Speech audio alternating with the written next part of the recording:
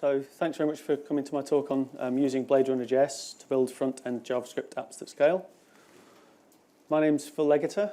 I work for a company called Kaplan Systems.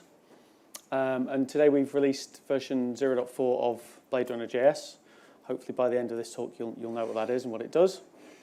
To understand a little bit about BladeRunnerJS, it's best to know a little bit about Kaplan Systems. So at Kaplan Systems we have a number of components that we license to large financial institutions that build web trading platforms with that. So that's back-end integration products, solutions, and also front-end development tools from Silverlight.NET, Java, iOS, Objective-C, but also because we're on about web trading platforms that our customers are building, it's HTML5, JavaScript, CSS, and so on.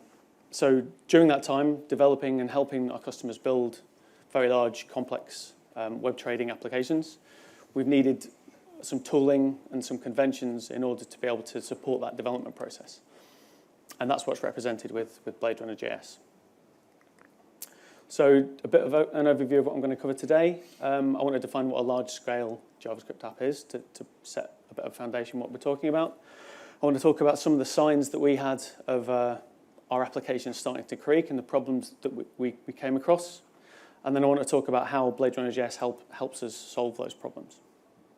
With some demos, I'm not going to live code, but I did do a recording just the other day of building a very simple application using the tooling, so you'll get an idea. It's kind of a tutorial process.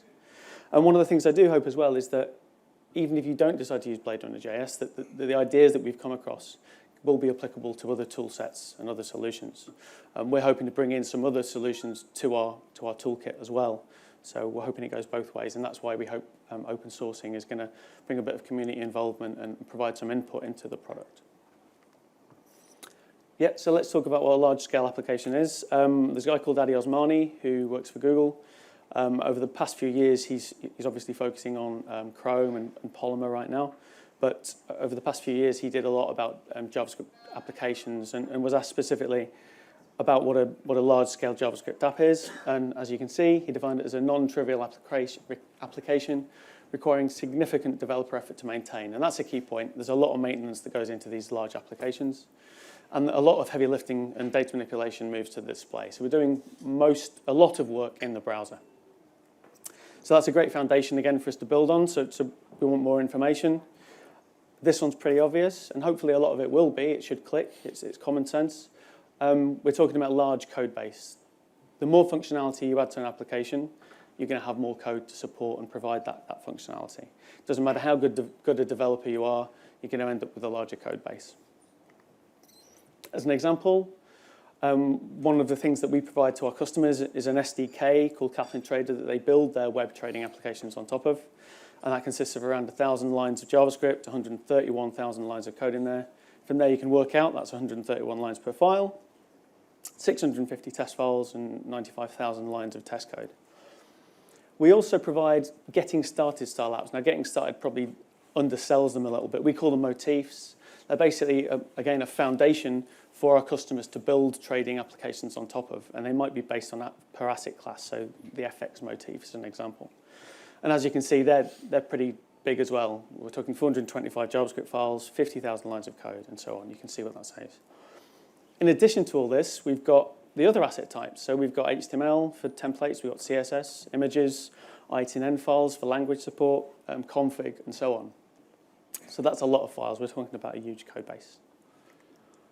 So the next thing to talk about is complexity. Who uses Gmail? I use Gmail. Most people use Gmail. Awesome, cool. So I want to give you a reference point. So I'll shift over a little bit so I can see. So Gmail is a great example, and it's probably the go-to example of a complex front-end application. So we can do all sorts of things in here. We can search. We can see a list of all our emails. We've got a label that lets us filter the contents of this email list. We've got some Google categories based on how they've scanned our email and defined what sort of type it is. We've got the ability to page through this list. We've got the ability to pop up and compose an email. We can search our contacts in the two. We can add attachments. We can put images in here. We can even change this drop down here and look at our contacts and look at our tasks. So it's a complex front-end application. And it does all that without the page refreshing. Now our solution is something called, this is the FX motif, built on top of Kaplan Trader. I've got a little video demo here, sorry it's a bit dark, it should be okay. So we've got some layout management stuff. We can drag and drop these frames around. We can move each of our little components. We can use these tiles to execute trades, so provide functionality. We can open tickets. Again, we can provide complex functionality in terms of requesting a quote and executing these trades.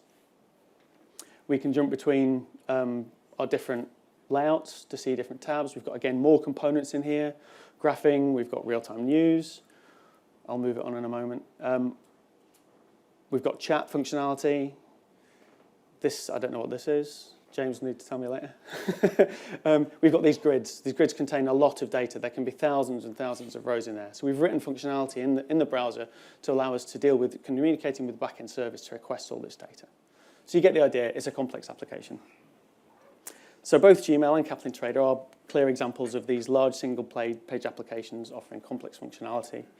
And more, I think, quite importantly, complex interactions in terms of the user interactions with that application. Hopefully, you can use UX to make these applications more natural, the usage more natural and simple. But it's going to be complex interactions. And there's also complex interactions between pieces of technology. So whether that's these JavaScript-based components, or whether that's between front-end and back-end components. And these applications, there's kind of a scale that we've been talking about, and we're talking about the very far end, we're talking about kind of desktop replacement stuff. And I think a lot of the conventions that we talk about and the practices we talk about will be applicable at kind of smaller applications, but our focus at the minute has been building these desktop replacement applications. So another factor in terms of a large-scale application, as well as large code base and complexity, is the contributors. And that's something I think that isn't really spoken about very much. You've got a massive code base, you've got complex functionality, and that simply can't be maintained by a single person. It probably can't be maintained by a single team.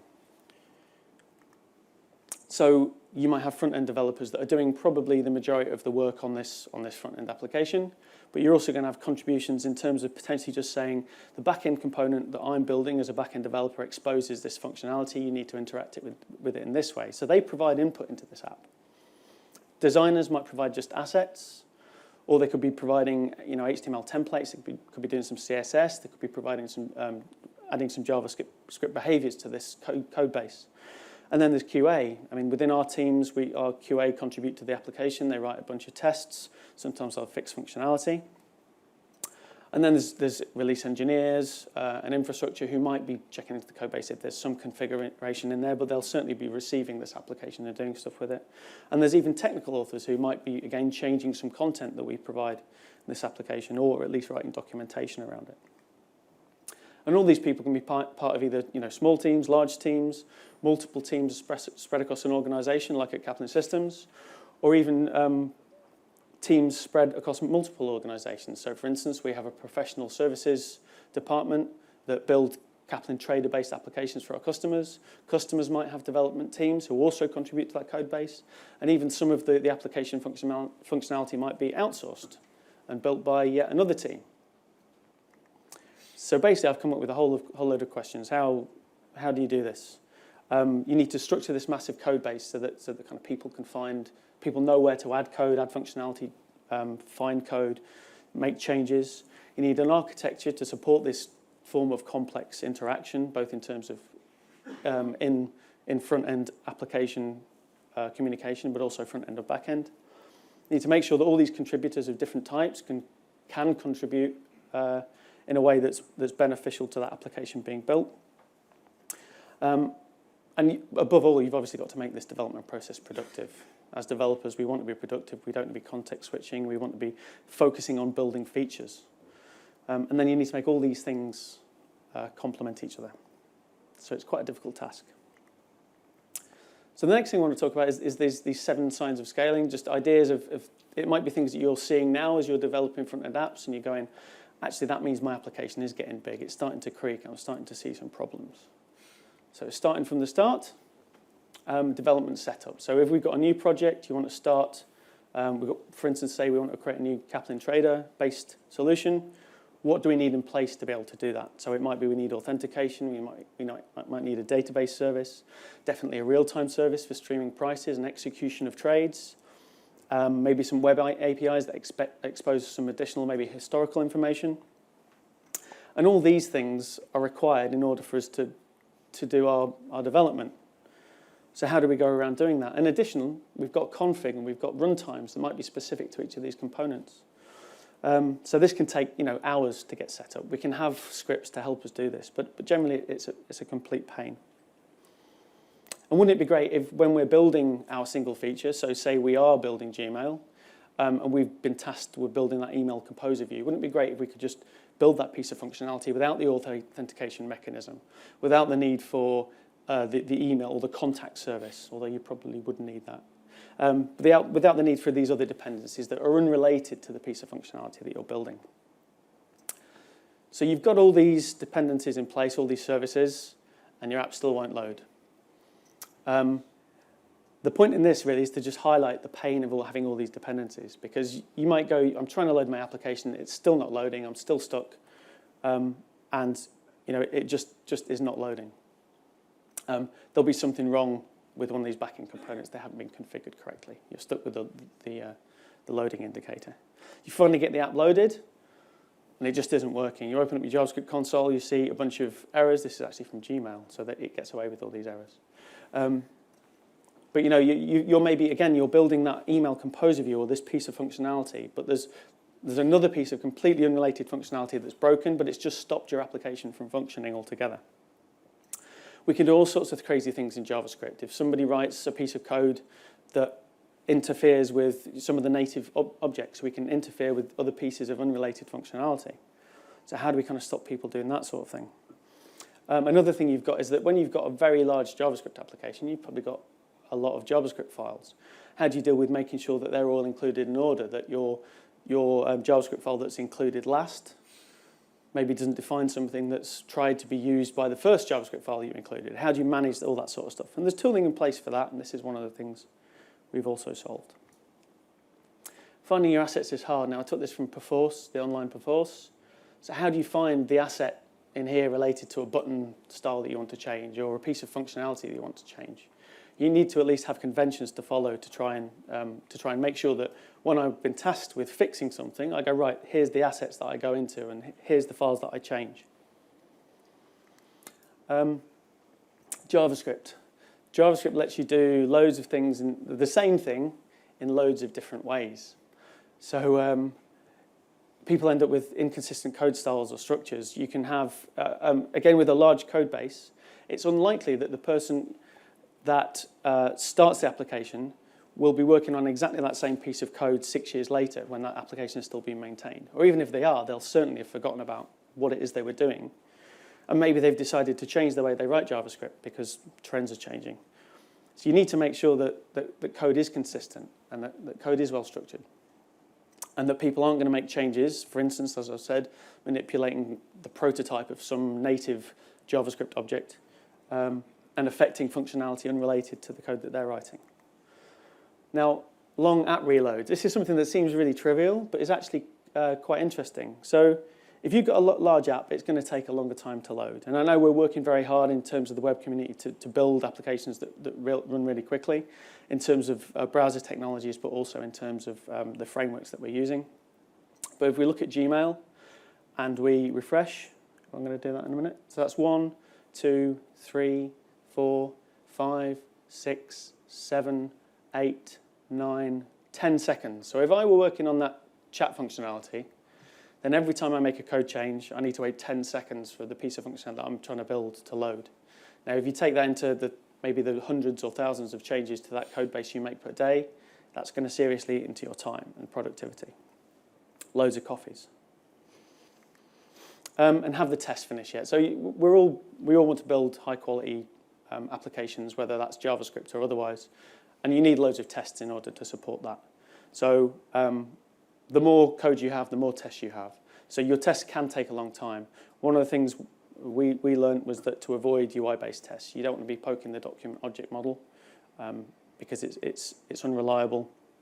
As an example of that, our continuous integration solution used to take actually beyond 8 hours running on a VM server farm. So we needed to change that. So if you're finding that your tests are just, either you're using something like Selenium or Selenium, and you're finding that things are breaking or just unreliable, and your continuous integration solution or even running the tests on your machines taking too long, and that's a sign you're doing something wrong. So what are the solutions? So we had a set of goals, relatively simple goals. We want to streamline developer workflow. We want developers to be productive in what they're doing. We want to do things in consistent ways, so that whoever comes along next to change a piece of functionality or to add a new piece of functionality knows the way that should be done within this application. We want to focus on building a single feature in isolation. So I've spoken before about, wouldn't it be great if we could build our piece of functionality without all these other unrelated dependencies? So that became one of the goals for us. And we want the ability to have this scalable, loosely coupled application architecture. And that's not just a nonsense term. We're talking about, we don't want reliance on all these other unrelated components. And even those that we are related on, we need to think about whether or not they're potentially going to change. So do we want to abstract away from interacting directly with an implementation and start talking to interfaces? Interfaces in JavaScript. And obviously, the whole point in all of this is to have a quality application because we want to build something that's maintainable.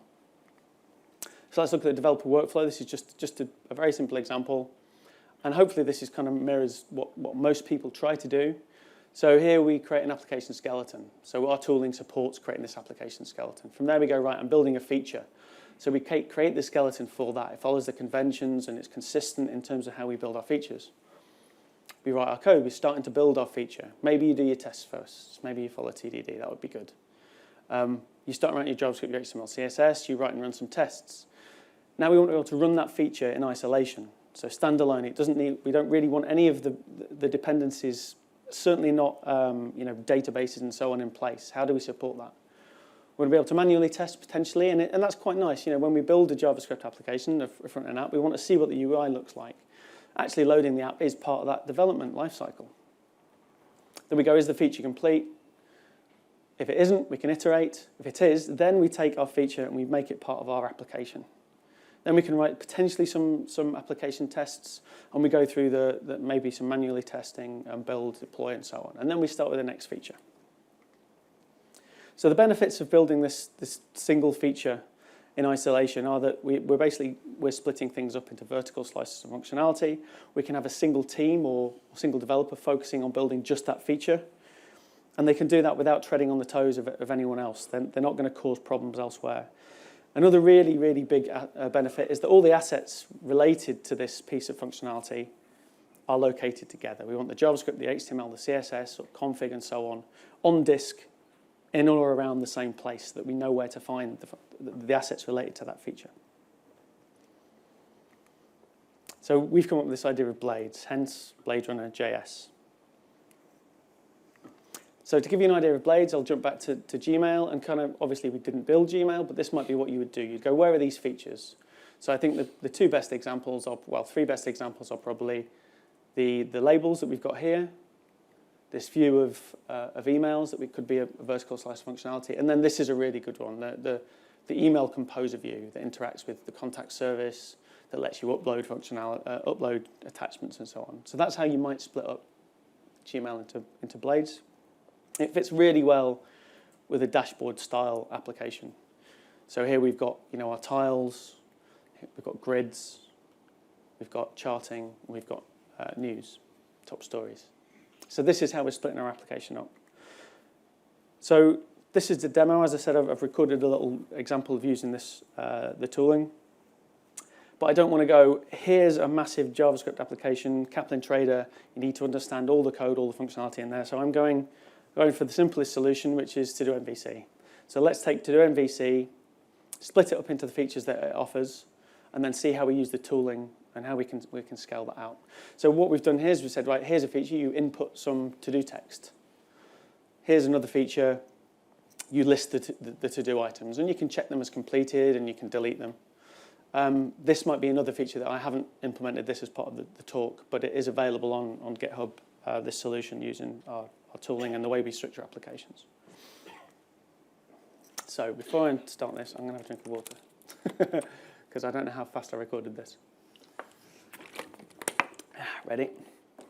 Okay, so it's a little bit small for the people at the back. Hopefully it's still readable. Okay, so what I'm going to demo here is our toolkit comes with a development server. And the development server provides your development environment in terms of running your app, but also it provides some functionality that might be useful in terms of just things like creating a new application. Here you'll see we've got an existing app already that the BladeRunnerJS toolkit's picked up. I could create a new application there, but I'm not going to. I'm going to go to the command line. I'm going to use the BRJS command line interface, and I'm going to say create app BRJS to do. I'm going to create a blade set. Blade set provides ways of grouping blade functionality together. I'm not going to go into that today.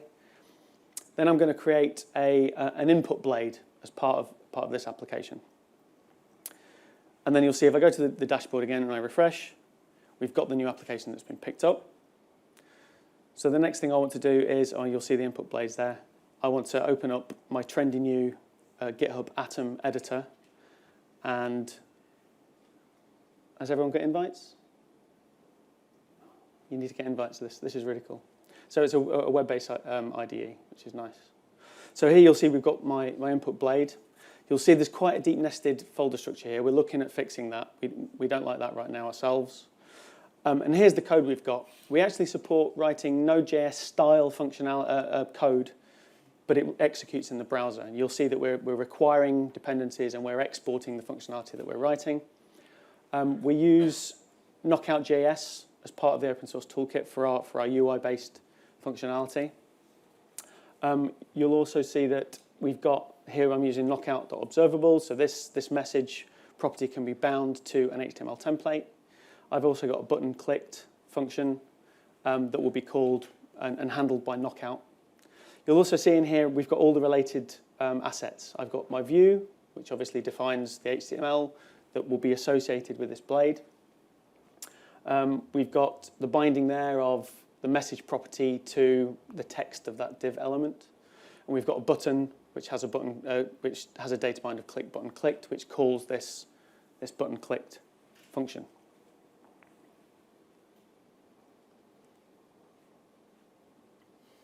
I even speak faster than I type. Okay, we've also got themes in there, so we can apply styling specifically to that blade as well. And we've got tests. So our unit tests are associated there. We've still got a bit of deep nested structure here, but we've got our tests. Again, we use the same kind of coding structure. We run these with JS Test Driver as part of the tooling. Okay. Come on, Phil. Right, so now let's go and have a look at our blade. So as I said, we want to be able to run our features in isolation. We've got these things called workbenches, which let you take these blades and run them on their own in this kind of workbench environment. You'll see that we've got this hello world text that's been rendered, and you'll see we've got some nice little tooling to help you with the development. And you can write these yourselves as well. Here we can use knockout. We know it's a view model object, and we can parse that object and find there's a message property with hello world. When I'm pressing log me, it clicks and logs to the desktop. So that's working as expected. To prove that I did this for QCon, I decided to change that to hello QCon. I go back to my workbench, I refresh the page, and I see that functionality has changed. Well, I see that text has changed. And then also up here, we've got the change as well. So we've now built that individual blade. The next step is to kind of demonstrate that we want to take that blade and we want to make it part of our application. So we've gone feature complete. So if we load our application, we'll just see we get this standard message which says successfully loaded the application. Now, this is defined in something called an aspect. Again, I won't go into aspects today. Come and see our booth and we'll chat through the benefits of these.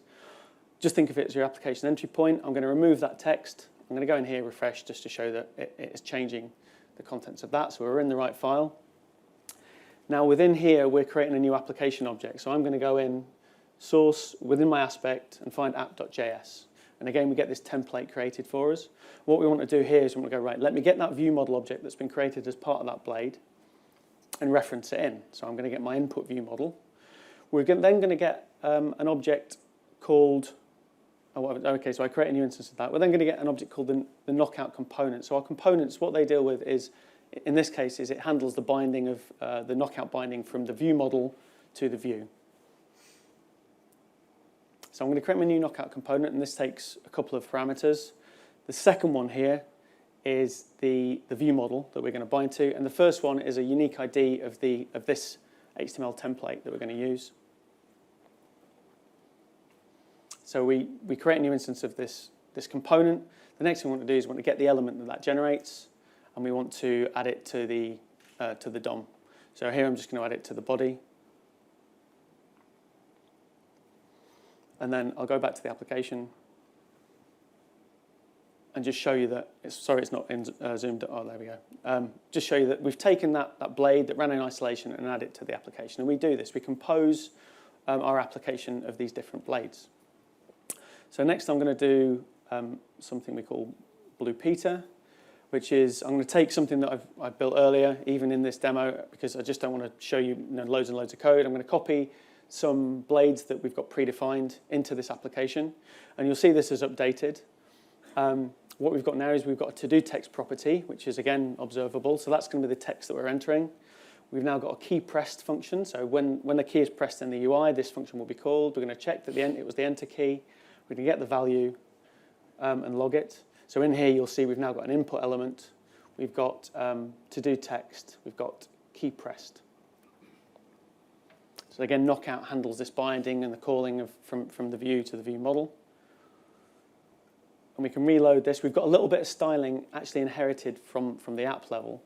But you'll see that as we type in here, we've got this nice little helper tool here that says, right, we can see that this binding's working. So we know that that view model is being updated.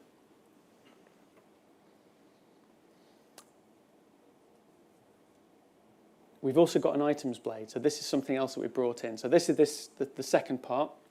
So we're going, here's a list of items, and we can do, the functionality is already there. I don't want to go through implementing that functionality. So we can check them, we can delete them, we can highlight them all, and so on. And we've also, again, got the nice helper presentation model or knockout model there. We can update things, and we see things updating, and so on. So we've got our two blades, and now what we want to do is we want to take, we've already got the input blade as part of the application. We now need to take the items and add that to the application too. So I think if I launch the application, you'll see that styling as part of that copy across, I cheated. I brought in the styling from to-do MVC, and that functionality is still working, but I don't have the items blade in there. So we bring in that items blade in exactly the same way we did our input blade. We go into app.js. You'll see that I've already required in the items view model. I'm going to do exactly what I've done here. I'm going to create a new model. I'm going to create a new knockout component. I'm going to pass in this model that I've just created, and then I'm going to find what the ID related to this model is. It's basically the same, but it's to-do.items. And then I can take that and I can append that to the, and in fact we've got a new element up here which is to-do app. This is to follow the structure of to-do MVC, so I can append that element there. So if I refresh, I've got my second blade that's added with some fake to-do items. But the one thing we've got here is obviously we've added these two blades. They have no idea about each other. So we've got this nice loosely coupled architecture. We've got these two blades that don't directly know about each other, but obviously they need to in order for when we input some information, how do we send that over to this to-do items? So this is kind of what we're doing. This is our architecture diagram that we're trying to focus on. Here's your application, split it into vertical slices of functionality. We've got multiple teams teams working on these individual components. So you've seen the idea of bringing those things together, and you can see how different teams or individuals could be working on those features and then finally bringing them in together. So we've achieved a bunch of our goals now. We've got a relatively streamlined developer workflow supported by the tooling. We've got a consistent way of building functionality. In our case, we use Knockout for the UI functionality, but the toolkit isn't tied to that, so you could use things like Angular or Ember. And we're focusing on well, our code is consistent because we're saying we write Node.js style code, and the tooling supports understanding that. And I'll talk about kind of making sure we do bundling in the right order and so on. So I don't think I have talked about that. So one of the things we get as well with this is because we're writing code using this require style, when we request either a workbench or the app, we look at that entry point. We go, that index.html file, I can see it requires app.js. It requires, BRJS to do /app. We go, right, we know that file that corresponds to app.js.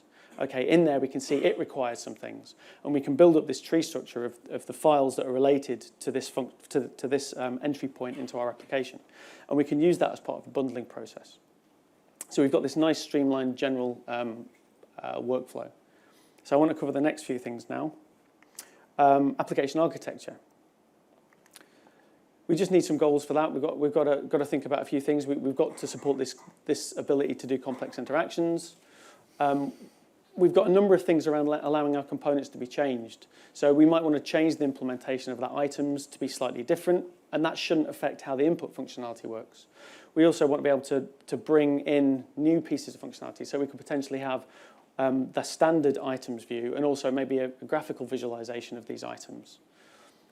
And one of the things we actually want to do is actually bring those in at launch, but also during runtime. You might have seen the dragging and dropping of things. We can create new components as we go along. And then we've got some obvious architectural goals of it needs to be extendable, it needs to be well tested, and therefore maintained. So Blades help with that.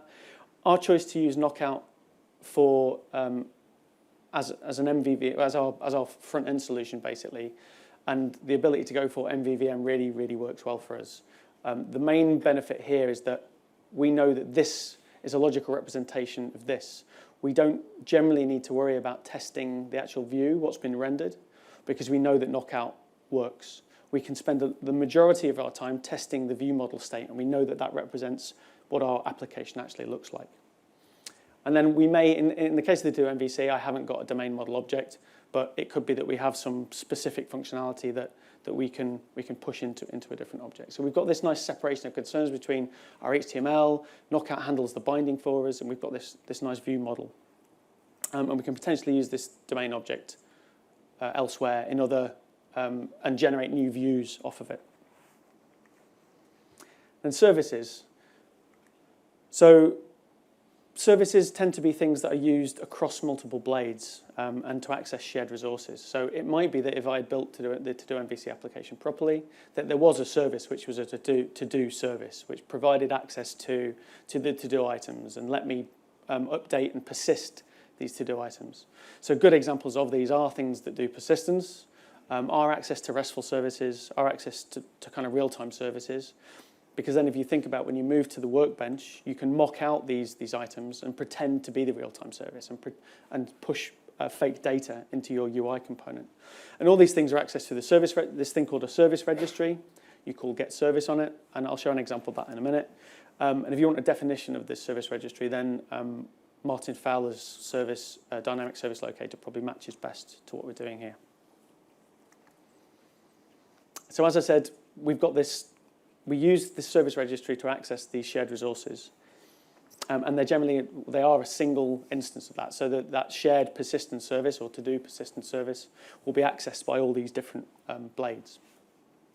The functionality is actually encapsulated behind an interface. Again, interfaces in JavaScript, but ultimately it's just a contract. You know that the thing that you get from this service registry will provide these set of functions. You can call it in this way with these parameters, and it will return these values. It's as simple as that. If you don't like interfaces in JavaScript, then you just need to think about them as nice contracts. And then as I kind of went into the dependency injection a bit early there, but the point is that we can load different assets at different times and also register them with depending on different scenarios, so the app, the workbench, and the test.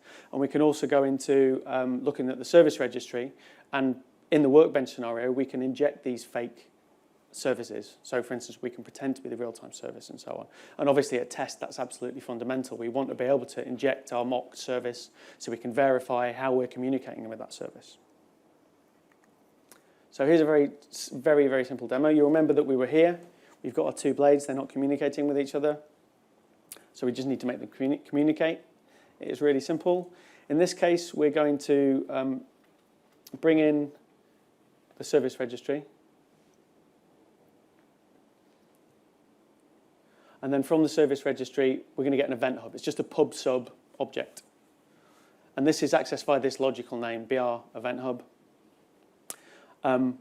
Now, when the key is pressed, we want to send that information to anybody that's interested. In this case, up with the items, we've created some event data, which just contains a title property with the to-do text.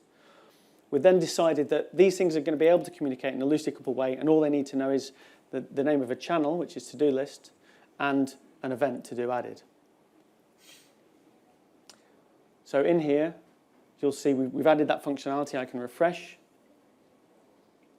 We're in the input blade again.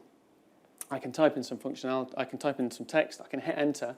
And over here, you'll see we've got this little event hub logging widget.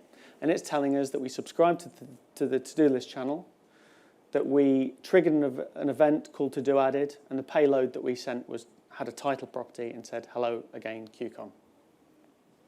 So within a few lines of functionality, we're publicizing the fact that someone's entered a to-do input item. So if we go into the to-do items view model, so this is the items view model that's receiving this functionality. We've already got the service registry brought in. It's got access to the event hub. It's subscribed to this channel to-do list. It's said channel.on, so it's bound to the to-do added event. And then we've defined a to-do added function that will be called whenever that event's triggered. And if we slide down, you've seen here, all I do is I create a new to-do view model. So this is something that represents, again, the view state.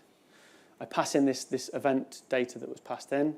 If I go into the definition of that, all I do is take that title property off. And this is, again, an observable property on this to-do view input, to-do view item. And then I add it to a to-dos. Basically, that's a knockout observable array. So again, this allows us to do this binding of a list. You'll see here, I'm just creating my observable array and passing in a set of fake data.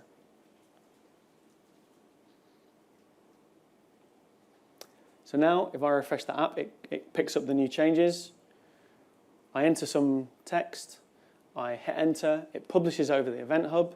Because the to-do items blade is listening, it's informed of that event, and then we can just, the functionality is already there. It adds the items to that list. Okay, so we've achieved a bunch of our goals now. We've got these top three done already. We've got this scalable, loosely coupled architecture. We can easily test this functionality. Our blades don't know about each other. We've got services for nice access to back-end services that don't necessarily need to be there. We can mock out these, which fits perfectly for our testing. So how do we get into quality? So I think everything that we've done so far is helping quality. Our developers are having a nice productive time in terms of developing. We're finding assets very simply. So the process is just there to allow us to do that. We've got these nice workbench tools that let us run our functionality in isolation. We're not worrying necessarily about back-end dependencies. And we've got loads of simple wins. We've got consistency through doing things in these ways. We've got a nice architecture that is, as well as being scalable, is also consistent. We've got a defined coding style in terms of using this Node.js style syntax. And we've got loose coupling through the use of MVVM, services, and interfaces. And we use interfaces beyond just services. If something is meant to provide some sort of contract and may change, we actually define an interface. We say this is a JavaScript interface, and we have support for that through a library called Topurist. And all this facilitates testing, and it means we can easily swap out implementations. And one of the big wins is that MVVM does avoid us touching the DOM. I'll go into that in a little bit more detail in a minute. So I just want to demonstrate testing.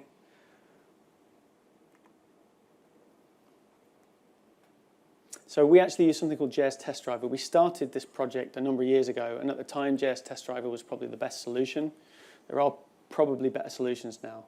Now here I'm calling BRJS test, and I'm saying where I want it to test. I could tell it to run all the tests in the application to BRJS to do, but in this case, I'm saying just run the input test. So ignore those horrible exceptions. We are 0.4. You can tell that we've got a problem here. we've got an error where we've got a bunch of errors. In fact, we were saying that there isn't even a message property. So if we go into that test file that was, again, generated for us in our test something, we're creating a new input, and we're looking for something called message on the model. And we know from before we changed the name of that. It's now to do text. So in here, I can go, well, it's to do text. And I know that the default value is now blank. So we've had our red test. This is going to be our green test. So unsurprisingly, when I run this now, that test passes. And the reason I'm showing this is just to show that we've got this full process in terms of supporting tests as well. But the biggest win, I think, has been a relatively simple one, but actually really, really, really valuable, is that when we do our tests, we obviously write a lot of unit tests against classes. But when we think about testing our features, because we're using a view model and because we're using this idea of services, we can test this full features functionality by either putting in a mock service and then poking the view model and seeing how that results in interactions with the service. Or we can put in, again, a stub service that we can control, a dummy service, make it interact with the domain model, and see how that affects the view model. So we're testing that full feature end to end. And where possible, we avoid testing the view. So our testing pyramid, you've got to have one of these, obviously. Looks a lot like this. We've got a whole bunch of unit tests around individual classes. We have these Blade functional tests written in a given when-then style. We've got some support for that in our tooling that I haven't shown. Again, that's on our test between services and view model and services. We do have some tests that run at the Selenium powered by WebDriver level to just make sure that things are fully working when they're all brought together. And then, unfortunately, some manual testing. And if you need proof that this worked, I mentioned the 8-hour figure before. We don't actually have quite that many servers. But you get the idea. We had a lot of infrastructure in place to support doing this testing. And now, on a single machine, you can run the same coverage of tests, just at slightly different levels, in less than 30 minutes. Now, 30 minutes still does seem like quite a lot, but we've got a big application. We've got lots of tests. But the thing is as well, if you think I'm building my single feature in isolation, you're probably not likely to need to run the full suite of tests. You just make sure that you test your Blade, the functionality that you've written there. So that might be a minute, less than that. So we've achieved all our goals here. So just to provide a quick summary of things, the toolkit helps us with the streamline workflow and supports basically everything we do. And one of the things as well is that it's not really potentially locked down. But one of the things we did as part of the open sourcing process recently was pluginize a lot of it. So we can look at plugging in different testing solutions, different concatenation or bundling solutions. It's actually written in Java because we supply technology to the enterprise where Node.js, which there was a lot of tooling to support some of this stuff, exists, but it just wasn't an option for us 2 years ago. And even now, we've spoken to even a few people today that have said Node.js isn't accepted in development environments in large financial institutions. So Java's still the right solution for us. However, we don't want to stop people using some of the Node tooling. So we're looking at integration with Node at some levels to pick up some of the tooling that's available. We've obviously got blades, and I think blades are a really nice way of building those individual features. We're grouping assets together. You know where to find everything. Teams can work on that single focus feature.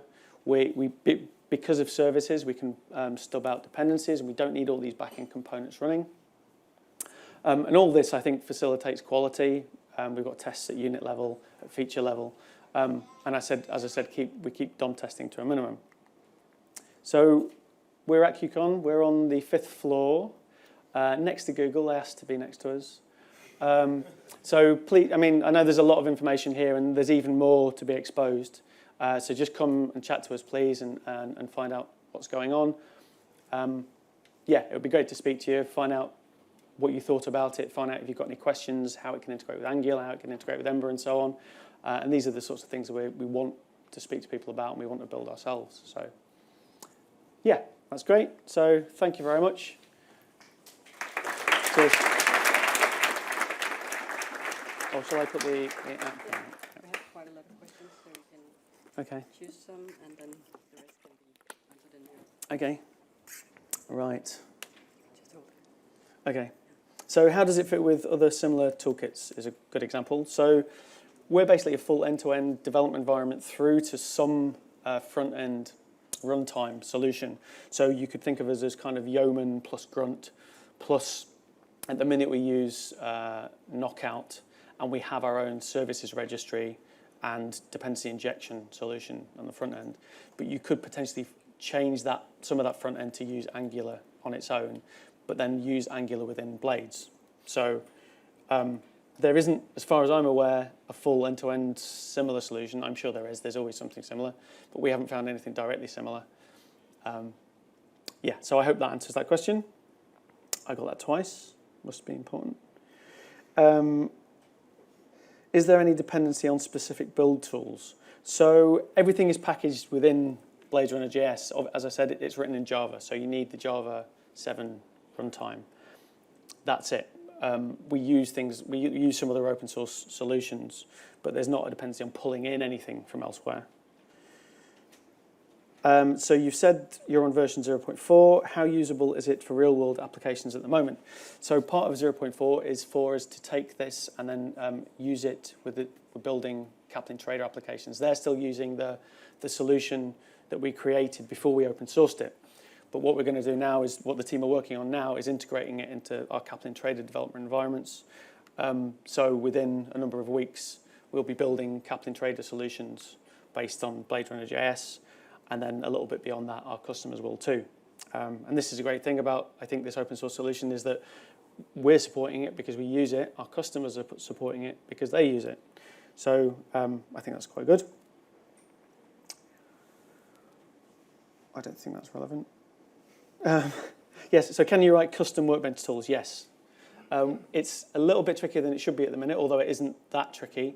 We want kind of zero config workbench tools, which means a little less setup when you want to create your own. But yes, as I said, you write your own service, which pretends to be something that your Blade interacts with.